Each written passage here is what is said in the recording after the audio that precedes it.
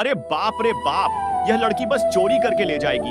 और जय बस में चढ़ गई और आयरन मैन को मारकर बाहर निकाल दिया और बस को चोरी करके ले जा रही है।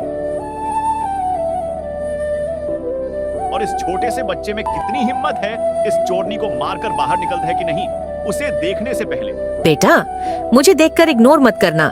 इस बार जो भी परीक्षा में पास होना चाहता है, मैं पास कर दूंगी।